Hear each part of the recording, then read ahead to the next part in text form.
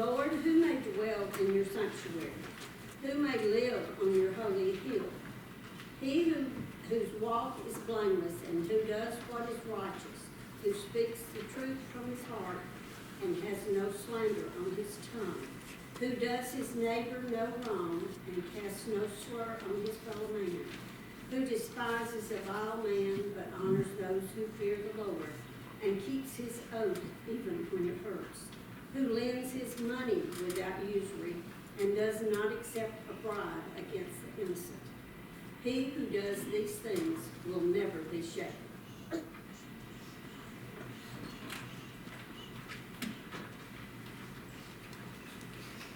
And now we're going to move into Matthew.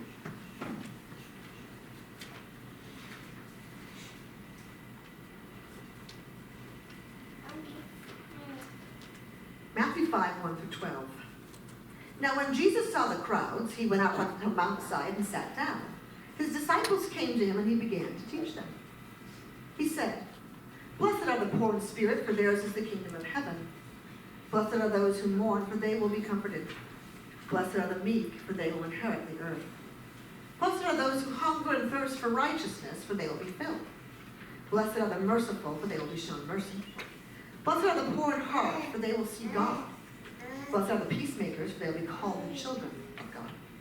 Blessed are those who are persecuted because of righteousness, for theirs is the kingdom of heaven.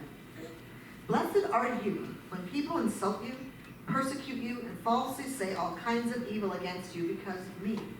Rejoice and be glad, because great is your reward in heaven. From the same way they persecuted the prophets who were before you." The word of the Lord. Thanks be to God. Mountaintop experiences. How many of you ever had one? Raise your hand. It's like, what does that look like? It could be a youth group trip, right? Some kind of mission experience. It could be a message from God to do something. It could be any one of those. And usually we learn something from it. I had one when I was traveling home from Maine after my grandmother's funeral. I was exhausted but exhilarated all at the same time. I knew that God was calling me to ministry. I was also scared to death and elated all at the same time. And I felt the same way my first day at seminary when we were introduced to the spirit of our call with the waters of our own baptism. They poured the water of baptism over our hands, and they gave us a shell and we got to take it home. It was a mountaintop experience for me that I'll never forget. But this discussion and story brings us to another type of mountaintop experience. Today we read the part of the Sermon on the Mount, the introduction, called the Beatitudes. How many of you heard of that? Good. It's found in chapters 5 through 7 in the book of Matthew. It's a collection of Jesus' teachings near the beginning of his ministry, and it's the longest of Jesus' sermons recorded in the New Testament. The Sermon on the Mount is known as a rather drawn-out description of what it looks like to live the life of Jesus as a follower. And this is how it happened. One day, Jesus was out traveling near the Sea of Galilee, and he decided to sit down, climb the mountain and sit down to talk with his disciples about what it meant to follow him. So up on that mountain, he decided that he was going to sit back and just teach. They often called him Rabbi. Now, the people wanted to listen to him. So they found some places near him, some on the side of the mountain, some a little bit lower in a flat place. Everybody gathered around so they could hear what he had to say. Imagine an inner circle and an outer circle of followers, all of them wanting to experience this enlightenment, this over-the-top feeling they've been hearing about. But this sermon that Jesus gives and the way it's delivered mirrors another person, time, and place. The book of Matthew draws parallels here. Let's hear from Eric Barretto, professor at Princeton. Matthew's Jesus mirrors Moses in important ways. Like during the time of Moses, Israel suffers under an oppressive ruler. Like Moses, Jesus' life is threatened in its earliest days. Like Moses, Jesus and his family had to flee the threat of death. Like Moses, Jesus too emerges out of Egypt to follow God's call to liberate his people. Like Moses, Jesus wanders in the wilderness and relies on God for sustenance. The similarities between Jesus and Moses are really heavy, especially when you look at it in the Greek. We see parallels around every corner. So Jesus is like Moses, leading the people. He goes to the mountaintop, he sits with them and teaches them about being blessed. If the word blessed is translated in a common way, it would mean fortunate and happy. We often often use that, right? You're blessed today. You're fortunate. You're happy. But we're missing something really important if we just settle with it there. There is a religious and apocalyptic meaning to this text, to that word. It is really to be translated, God blesses. And when we hear the Beatitudes, we often think about how we are supposed to live as Christians. But truly, the Sermon on the Mount makes a lot more sense to the Galilean peasants of that first century that were being persecuted. Imagine them sitting there, taking it all in. Let's look at the Sermon on the Mount closely. Still imagine the crowd that had gathered, those sitting around, and bring it forward now to today's world. God blesses the poor in spirit. In other words, God blesses those who have such a humility that they depend solely on God.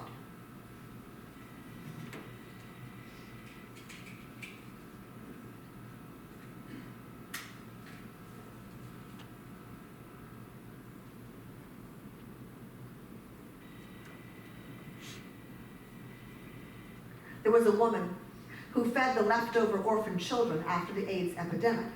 She had over 100 street kids to feed a day. She was never sure how she'd get enough rice and beans and a bit of fish to fill the cauldron in the backyard.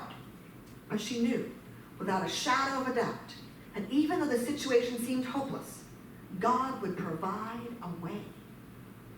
God blesses the poor in spirit, for the kingdom of heaven belongs to them. God blesses those who mourn. In other words, God blesses those people who suffer. People mourn in many different ways under the weight of sorrow and perhaps even guilt, and then turn to God for forgiveness and for help. We never think of guilt as part of this mourning, do we? But the word mourn in Hebrew, it's evident.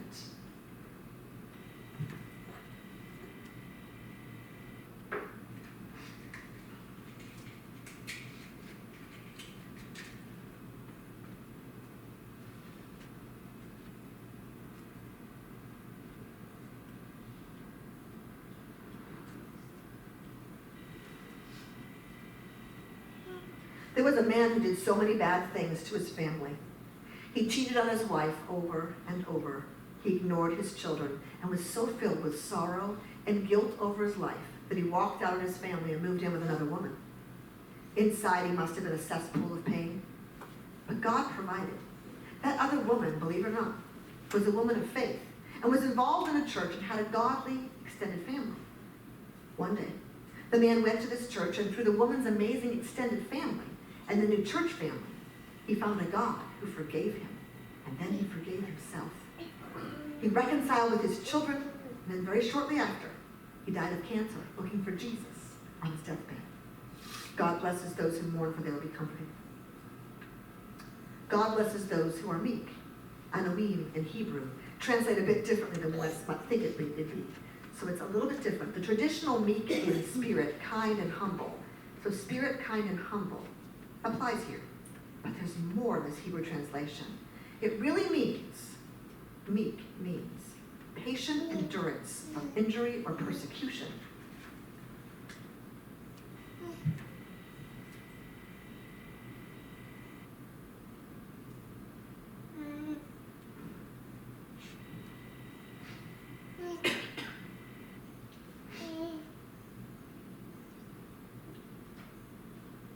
There was a man who lived through the civil rights movement in Mississippi. He suffered and he witnessed quite a bit. Awful things. The water fountains, the segregation in the schools, segregation on the bus. He was less than a person where he lived. When he moved to the D.C. area, he put that behind him, and he joined a predominantly white church as a black man. He was able to share what he'd experienced so that people in the church would be sensitized to the horrors of racism. God blesses those who are meek, for they will inherit the earth. God blesses those who hunger and thirst after righteousness. This one always struck me as what kind of peculiar. It really means those who hunger and thirst for justice from those who oppress them. It becomes more of a prayer for sustenance. They need and crave deliverance from oppression and seek God every day in this quest. If they seek God, they will be filled.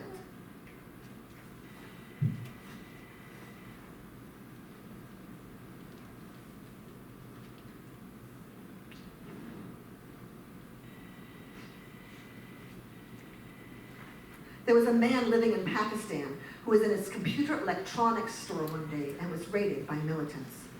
He had to escape for his life in the middle of the night because they found out he was a Christian and doing Bible study in his basement. So he left behind his pregnant wife and 2 small children. He came to the States and he got some help. And he entered seminary to be able to help those who are persecuted back home to continue to worship his Lord. He dreams of going back someday to help his country and to see his wife and family again. God blesses those who hunger and thirst after righteousness, for they will be filled. The first 4 of the Beatitudes are focused on an attitude centered around God. The next 3 center on the action of those who live a righteous life. God blesses those who are merciful. God demands a certain type of attitude among his followers, and one of these is coming to the aid of the needy.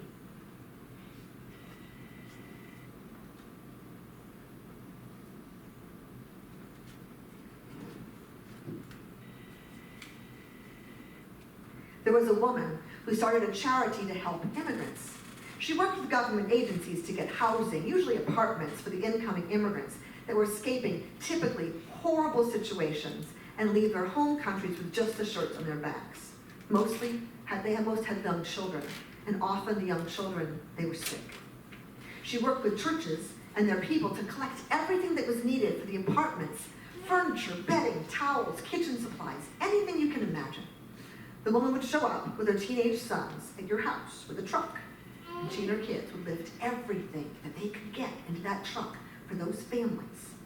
She rarely could get any helpers. The families, they arrived exhausted and with nothing, and they were provided a home and care and mercy. God blesses those who are merciful, for they will receive mercy. God blesses those who make peace. This means peace with God and peace with others.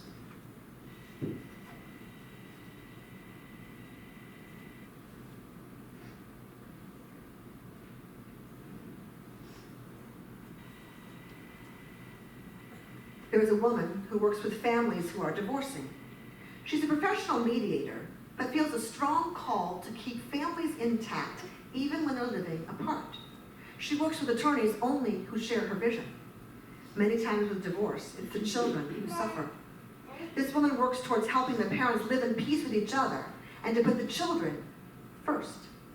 Yes, the family's fragmented by their living arrangement, but she helps them to be cohesive in their care for the children, keeping the children as the central concern, not their differences. God blesses those who make peace, for they will be called the kingdom of God. The last 3 Beatitudes center on what the earth can give the follower and not what can be given to other people. God blesses those who are persecuted by the world because of righteousness.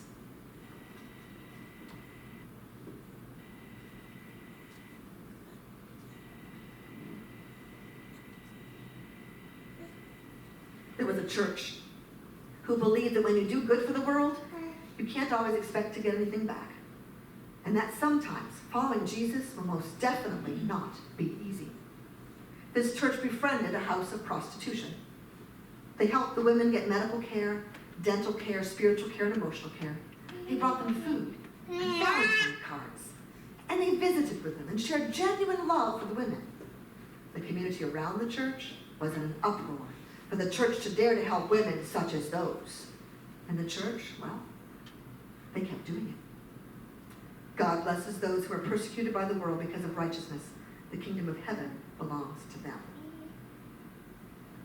God blesses you when people insult you, persecute you, and falsely say every kind of evil against you because of me.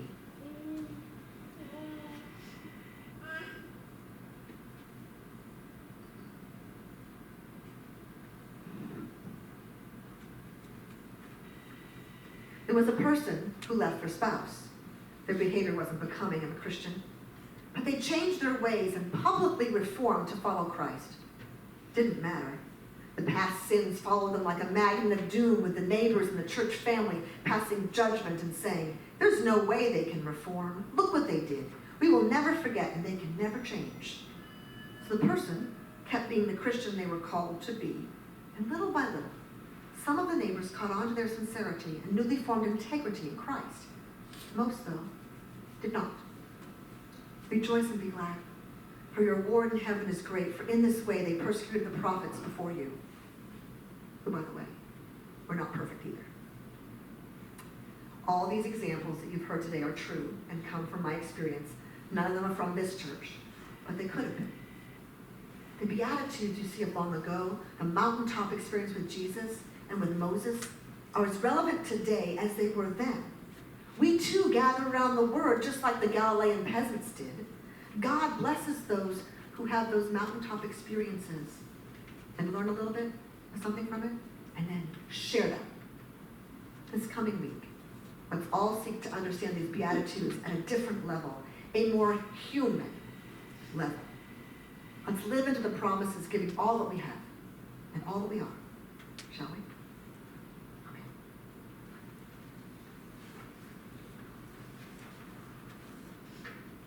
Now comes the time in our service when we share prayers.